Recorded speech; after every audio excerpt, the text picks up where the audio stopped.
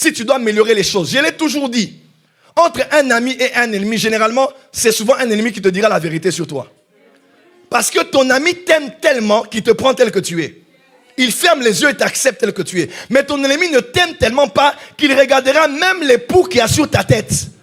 Donc quand un ennemi te dit des choses, des fois il te dira la vérité sur toi.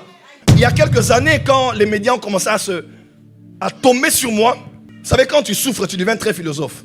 Quand je relis mes posts Facebook de ces années-là, je vois combien je développais des concepts forts sur l'humanité, la vie, les problèmes de la vie, les questions existentielles de la vie. Parce que quand tu souffres, tu es très inspiré. Et à un moment, je me suis posé la question. Mais est-ce que ces hommes qui sont en train de parler ont-ils toujours tort dans ce qu'ils disent sur moi? Pourquoi? Parce qu'il y a 3 types de critiques. Il y a ce qu'on appelle la critique.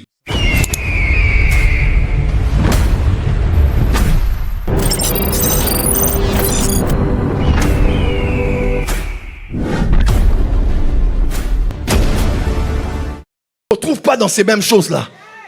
On peut tout dire, il vole. Mais quand on vit avec toi, on se dit, il ne vole pas. On peut dire, elle court derrière les hommes. Mais quand on vit avec toi, on se dit, il ment à son sujet. C'est une femme qui est intègre et elle est sérieuse. Qu'ils disent des choses, mais qu'ils ne te retrouvent pas dans ces mêmes choses-là.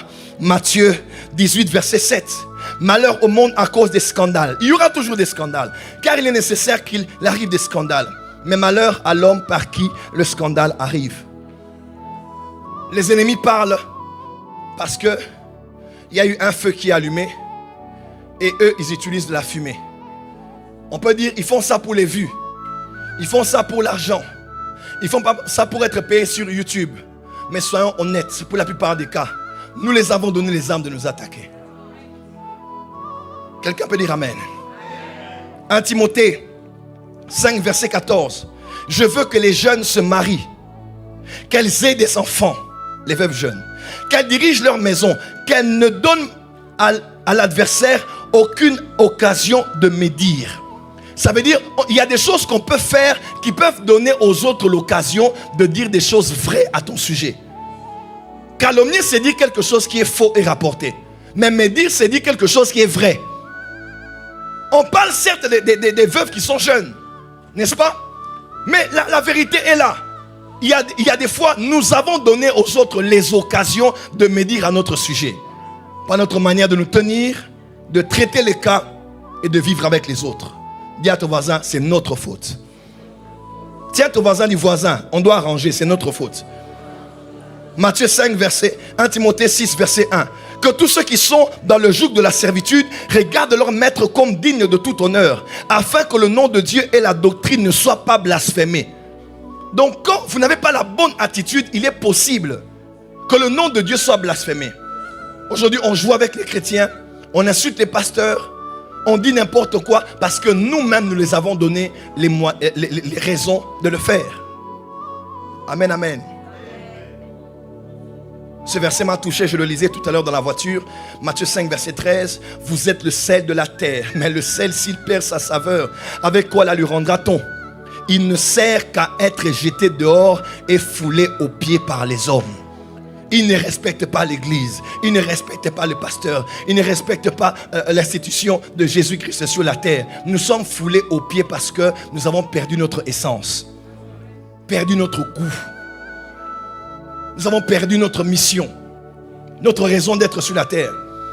Donc quand je me réveille le matin et que je vois des tirs sur l'église, frères et sœurs, avant de dire c'est Satan, je me dis, qu'est-ce qu'on n'a pas fait? Qu'est-ce qu'on doit améliorer? Qu'est-ce qu'on doit changer? Il y a quelques années, quand les médias ont commencé à tomber sur moi, vous savez, quand tu souffres, tu deviens très philosophe. Quand je relis mes posts Facebook de ces années-là, je vois combien je développais des concepts forts sur l'humanité, la vie, les problèmes de la vie, les questions existentielles de la vie. Parce que quand tu souffres, tu es très inspiré. Et à un moment, je me suis posé la question. Mais est-ce que ces hommes qui sont en train de parler ont-ils toujours tort dans ce qu'ils disent sur moi? Pourquoi? Parce qu'il y a 3 types de critiques. Il y a ce qu'on appelle la critique positive. C'est quand tu critiques Par exemple, je critique ta vie. Je le critique pour voir comment il peut améliorer. Donc je ne reste pas sur ce qu'il a fait de mal, mais ce qu'il aurait pu faire de mieux. Ça, c'est une bonne critique. Quelqu'un qui t'aime, qui te critique non seulement avec le besoin de te... Il ne vient pas avec le besoin de t'humilier, de te rabaisser, de te faire sentir mal. Il vient te montrer que tu as mal fait, mais tu as un potentiel de faire plus que ça. C'est une critique positive. Et les critiques positives viennent des vrais amis. Un vrai ami te critique en privé. Il te défend en public, mais il te critique en privé. Parce qu'il veut que tu sois meilleur. Que tu sois la meilleure version de toi-même. Il y a ce qu'on appelle la critique négative. C'est celle qui se trouve sur les lèvres ou les doigts, les postes des personnes haineuses, des mauvaises personnes. Qui utilisent ce qu'ils ont su de mal sur toi pour attaquer, humilier, détruire à la fin. Et il y a ce qu'on appelle, et que j'aime, l'autocritique. C'est-à-dire, tu ne laisses à personne le droit de te critiquer tant que tu ne t'es pas critiqué toi-même. Amen, amen. Parce que tu te connais mieux que quiconque. Je suivais Mélenchon avant-hier qui disait, il y a beaucoup de choses qu'on dit sur moi, mais je peux parler de moi parce que j'estime être plus proche de moi que n'importe qui. Tu te connais toi-même et tu as le temps de te poser, de te dire, comment est-ce que je vis ma vie? Est-ce que je ne peux pas arrêter de mettre ça sur Internet? Est-ce que je ne peux pas arrêter de faire peut-être ceci ou cela? N'oubliez pas, Paul a dit dans Romains chapitre 14, il y a des faibles. Et vous qui êtes forts, supportez les faibles. Si c'est cette manière d'utiliser ce mouchoir qui est une occasion de chute pour quelqu'un, je ne dis pas aux gens qui exagèrent aussi, hein. Mais si tu peux épargner quelqu'un de parler et préserve quelqu'un, alors pourquoi voudras-tu affirmer ta personnalité? Moi je ne suis pas hypocrite et être en scandale pour quelqu'un pour qui Jésus est mort. Donc tu peux t'en priver. Tout m'est utile, tout m'est permis, mais tout n'est pas utile. Oh moi je vais dans les fêtes, hein, même si c'est pas un. Moi je ne suis pas hypocrite comme vous, hein. Et tu postes. C'est bien. Mais est-ce que c'est bien? Dis à ton voisin, c'est notre propre faute. Dis à ton voisin, c'est notre propre faute. Donc avant toute chose, tu dois t'auto-critiquer. Tu dois t'asseoir, te regarder droit dans les yeux et regarder si tu marches bien, si tu dois améliorer les choses. Je l'ai toujours dit.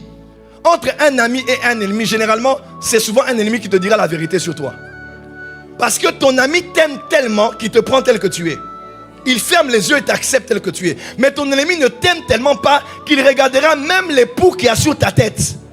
Donc quand un ennemi te dit des choses, des fois il te dira la vérité sur toi. Mais l'ami ne voudra pas te blesser, ne voudra pas te frustrer. Ainsi, quand il t'attaque, quand il te critique, ne dis pas ils ont tort, c'est Satan, c'est la jalousie, parce que Dieu m'a élevé, parce que non, il y a des choses que tu dois changer toi-même. Et dans ce procès, il serait lâche et irresponsable de dire on n'aime pas l'église, on attaque l'église. Il y a des choses, c'est nous-mêmes qui avons donné aux ennemis l'opportunité d'attaquer l'église Port des Cieux, les églises de la francophonie, par nos manières de faire, par nos manières de parler et surtout par nos manières de vivre.